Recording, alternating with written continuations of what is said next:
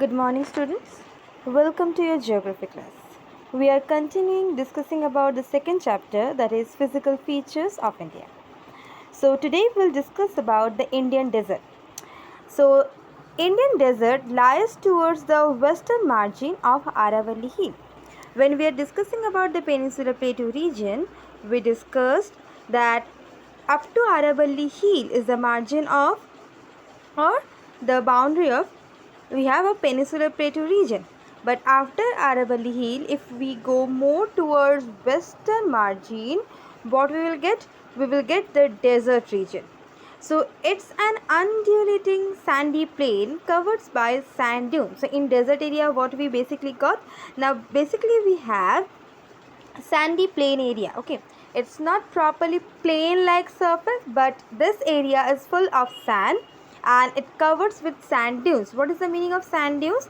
Now due to wind movement, when in a place in a desert area, basically when due to wind movement it started deposition of the sand, and it creates a kind of tip, or it's create an upland area.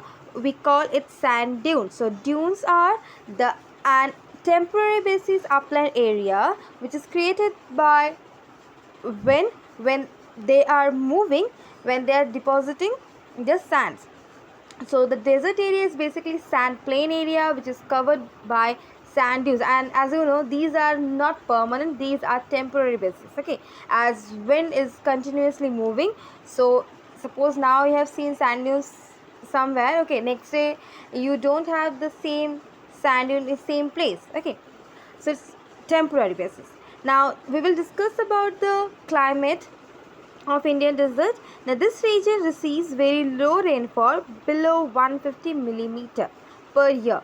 So as you all know, the desert areas climate or arid climate, it means high temperature, high evaporation, but low rainfall. So same case you can see here also.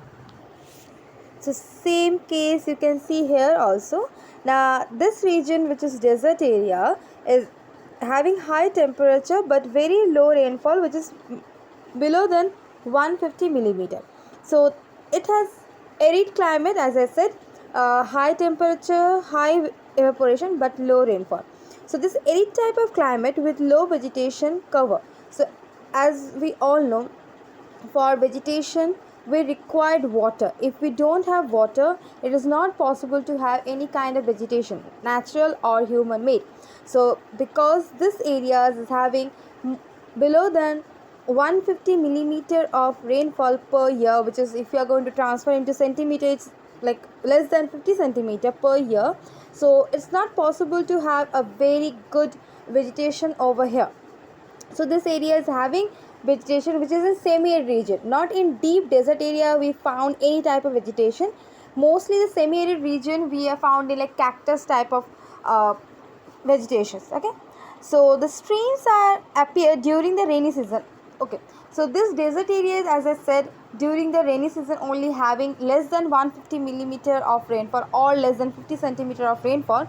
So they form, as it is a plain area. Okay, it's a plain area. So and this area also forms some type of streams or channels of the river, but as rainy season gone, this streams suddenly disappear into this desert area. Why? Because as rainy season goes, it automatically increases the temperature, as well as because there is no cloud, there is no rainfall, so there is no water.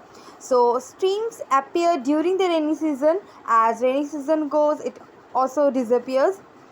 Soon after, they disappear into the sand, as they do not have enough water to reach the sea. So what is the reason behind it? Why they are not able to go to merge into sea? Because after the rainy season they don't have any type of enough water, because in this region or close to this region we are not having any glacier. As we have seen in Himalayan mountain region, as in northern plain region, we have, okay, we have glaciers. So because of the help of the glacier in these regions throughout the year, we can get the river, and these rivers are carrying a huge amount of water. They continues move towards the sea or an ocean, they submerge with them. But as it is a desert region, so it's not possible to merge with any sea, because in this region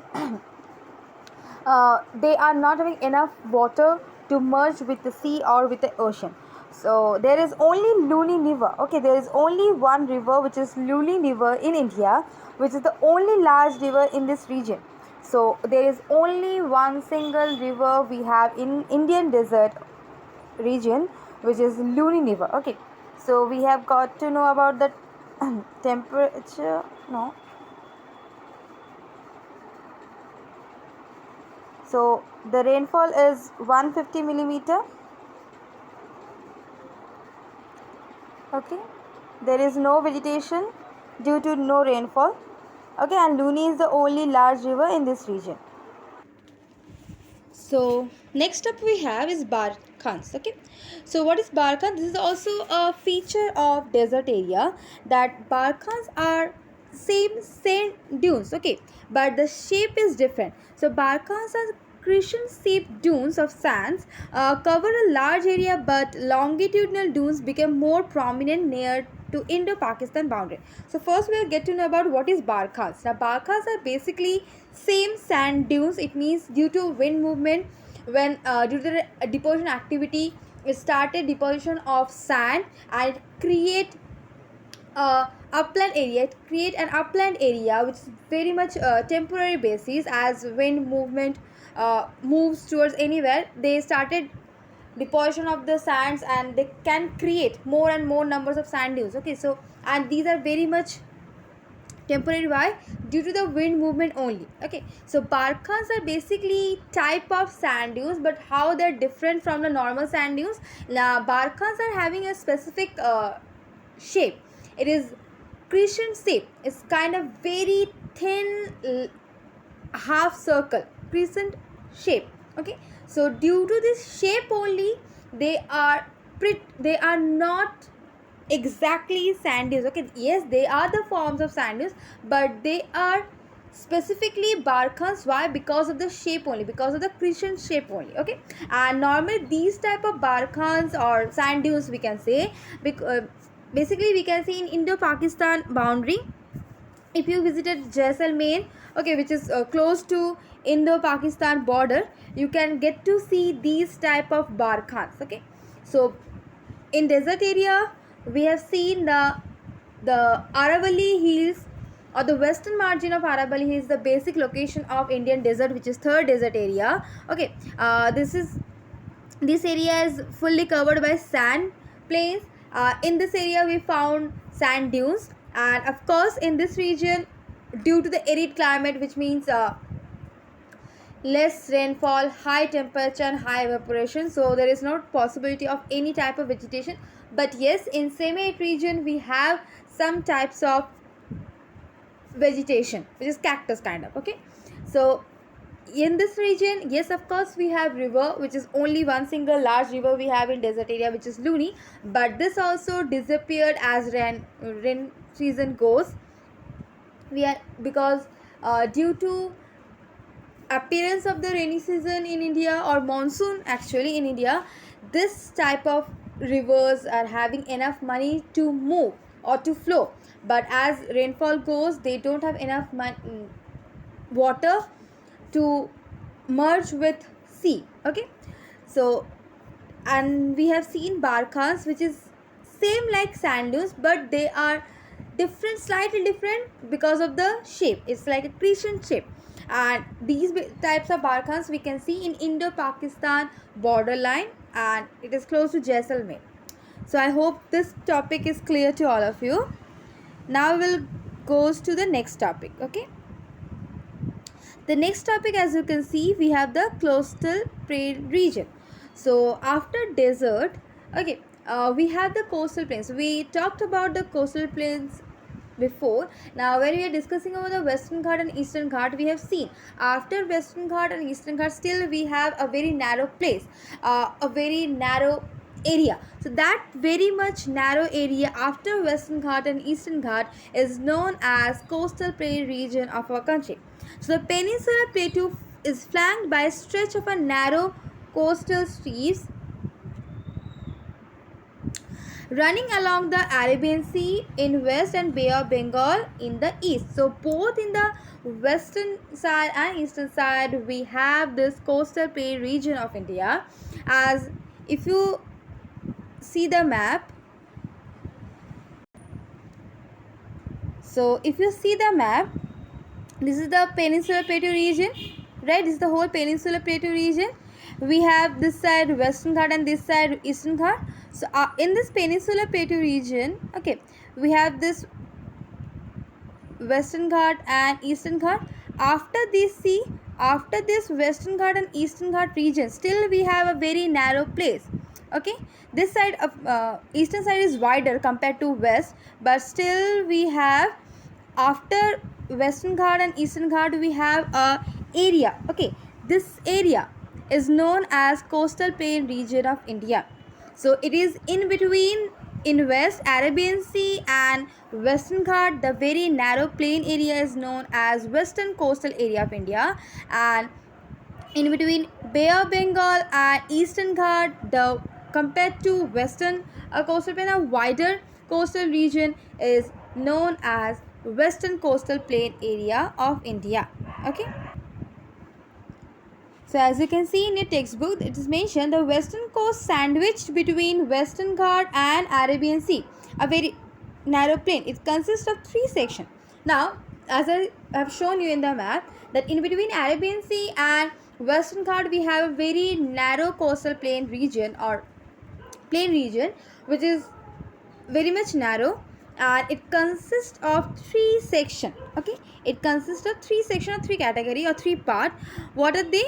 Now the northern part of the coast, the northern part of coast is called Konkan, which includes Mumbai and Goa. Okay, so Konkan we have Mumbai, Goa.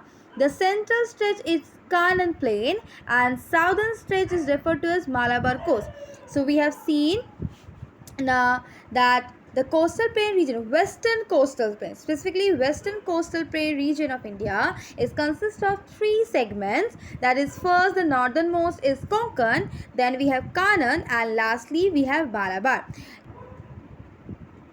If you see this, now we have three, right? Konkan, Kanan and Malabar. So it is Konkan, this is Kanan, and this is Malabar. So the whole western coastal plain region, western coastal plain region is having three parts, that is Konkan, Kanan and Malabar. Okay, you can clearly see this in your textbook also. Same way, this side in the eastern part of India, it consists of two. Okay, this part, the eastern coastal plain area, is having two sections only, the Coromandel core, as you can see, and here we have this part is up to West Bengal, is known as Northern Sarkar, as you can see here. So the eastern coastal plain region of India is consists of two sections. The northernmost is Northern Sarkar, okay, and the southernmost is Coromandel coast. So Coromandel coast includes Tamil Nadu, Andhra Pradesh, and Northern Sarkar coast includes Odisha and West Bengal. So this side we have two sections, this side we have three sections. It is Konkan, Kanan and Malabar. I hope all of you understand the section or the parts of the coastal region. I hope it is clear to all of you. So we'll discuss the next part, that the plain along the Bay of Bengal are wider. As I have shown you the map, that the eastern coastal plain compared to western side is wider. We explain it in your previous topic also.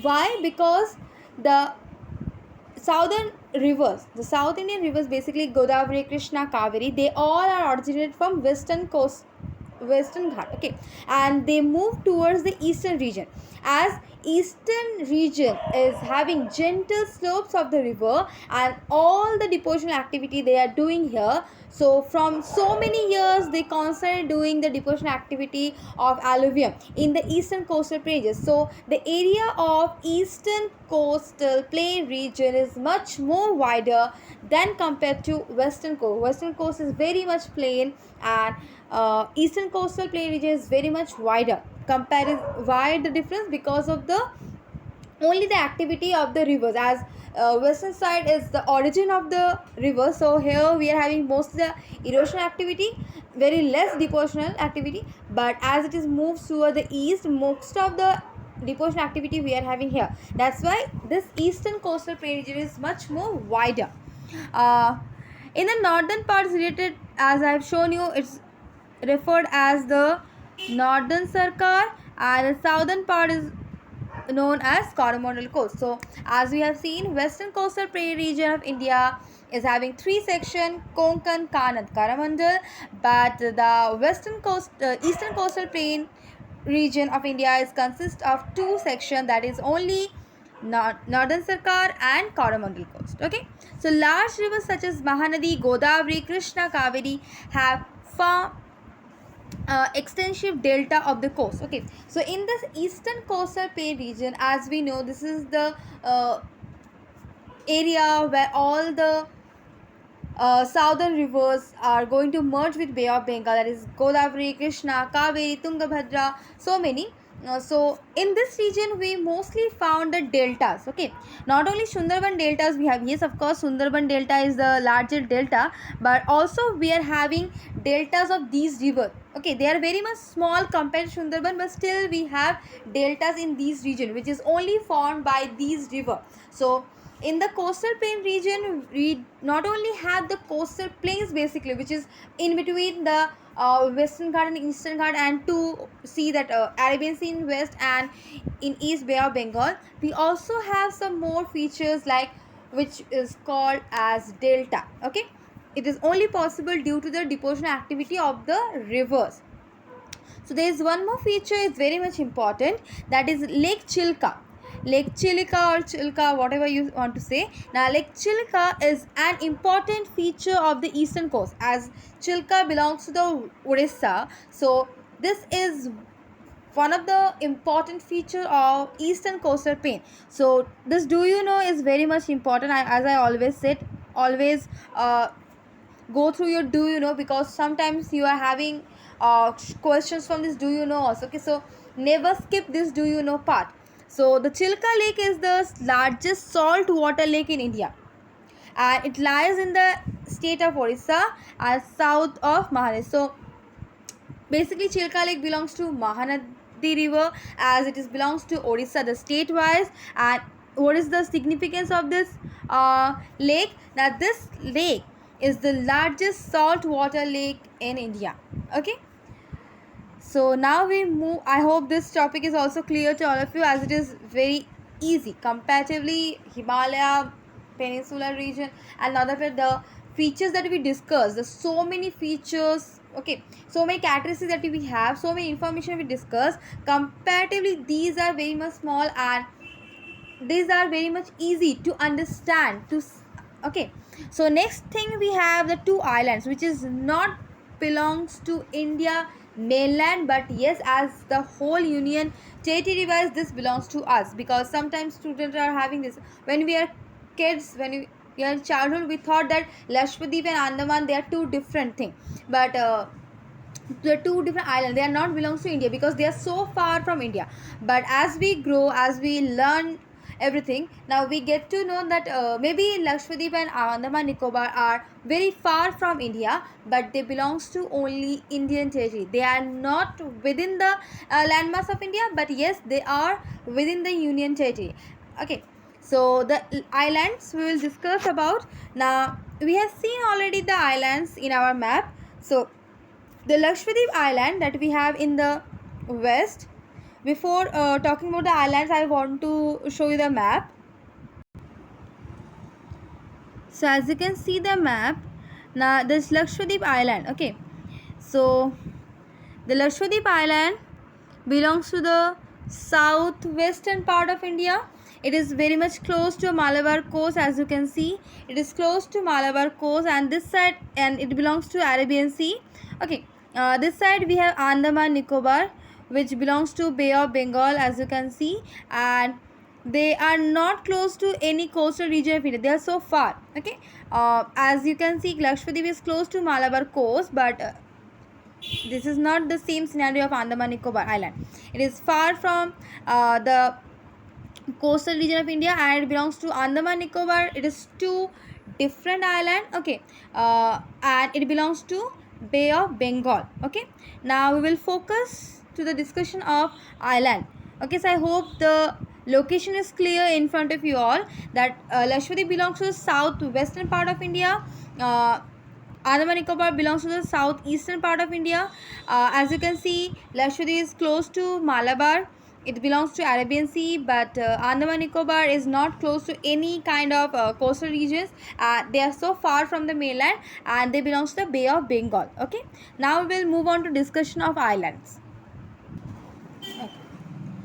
So as you can see, the Lakshadweep Island group lying too close to Malabar coast. I have already shown you in the map. Now that this is close to Malabar coast of Kerala. This group of island, which is Lakshadweep Island, is composed of small coral islands. So we also have coral island. As we know, India is very well known for its diversity in physical feature, climate and nature. So the coral island is one of the most important features that we have in our country. That Lakshadweep is having coral island. Okay, it's small composed coral island. Earlier they are known as three different names. It is Lakshadweep, Minika and Amandeep. This also, so Lakshadweep, previously before 1973, this island was divided into three parts, that is Lakshadweep, Minika and Amandeep. But after 1973, this island named as Lakshadweep. Okay, so previously it was not Lakshadweep, it was three different region, that is Lakshadweep, Minika and Amandeep before 1973. After 1973, they got one single name. Okay, and they included all the islands together. It covers, this area is very small. It is only 332 square kilometer. Okay, which is very small area wise. Kavaratti Island is the administrative headquarters of Lakshadweep. Okay, as these are union territories, so it's also required administrative headquarters. So Kavaratti is the administrative headquarter of Lakshadweep Island. This island group is having a great diversity of flora and fauna, of course. Okay, they are having a great diversity of flora and fauna in this PT Island, which is located in Lakshadweep only, having one uninhabited bird sanctuary.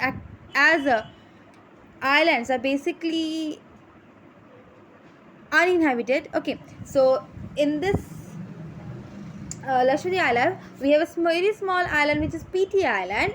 Okay, this island is having a bird sanctuary. Okay, it's a national bird sanctuary.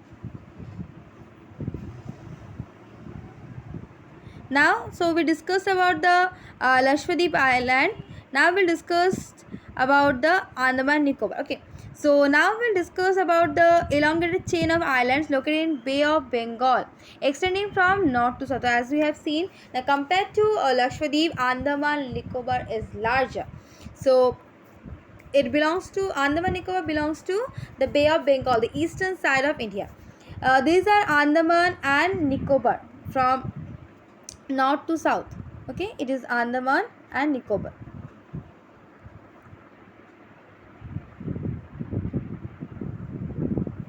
So they are bigger in size, as I said already. They are bigger in size and are numerous and scattered.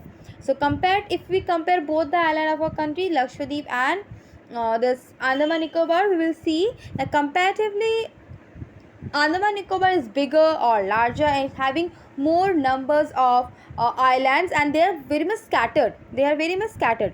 So this island divided two parts. Okay, as I said, Andaman Nicobar is different. It's not, it's within one region only. It's not different, like they are not belongs to different location. No, they are in a one location, but part wise, okay, direction wise, they are having two different names. So northern part of this area or this island is known as Andaman, and then there is a southern part which is known as Nicobar. Okay, so according to the direction, we divided two category, that north is Andaman and the south is Nicobar. So it is believed that these islands are elevated portion of submarine mountains.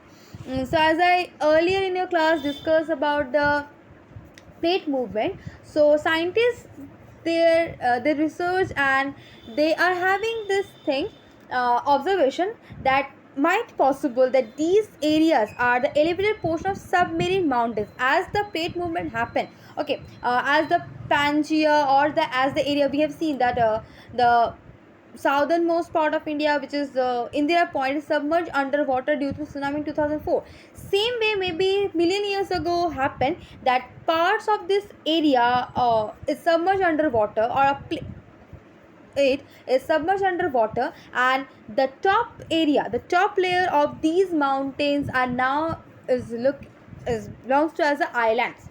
Okay, so it's possible that the researchers, they found this thing after the research, after the observation, that it is possible that this whole island area is the part of the submarine mountains. Okay, so these island groups are great strategic importance of our country. This is great diversity of flora and fauna. This group of island too, this island is lie close to the equator and experience equatorial climate and has thick forest cover. Okay, so yes, the both the islands Lakshadweep and Andaman Nicobar, they are very much close to equator, so they always are having the equatorial climate. They are having the first monsoon. Okay, these two islands, before monsoon hits the mainland of India, they are the one who first experience the monsoon, the monsoon rainfall and everything, and they are the last one actually. This two island is the last one who experience the monsoon, as monsoon from the mainland of India goes within like October. Okay, within September starts and within October it's completed. But this area, these two islands, specifically if we talk about the Andaman Nicobar, up till January February they are having the experience of the monsoon. So yes, because they are close to equator, so they always experience equatorial climate. uh, so within this chapter, okay, there is one more, do you know? So India's only, okay, this is also very much important. Now the India's only,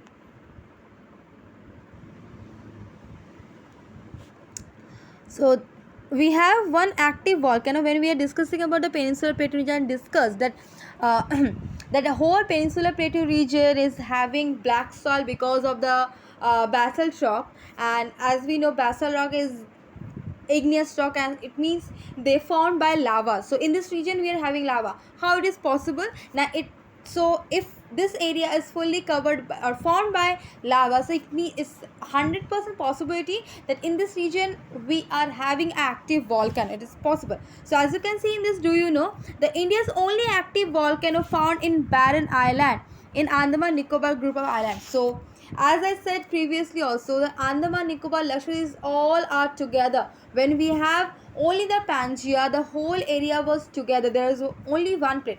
As plate movement started, slowly parts are separated from each other.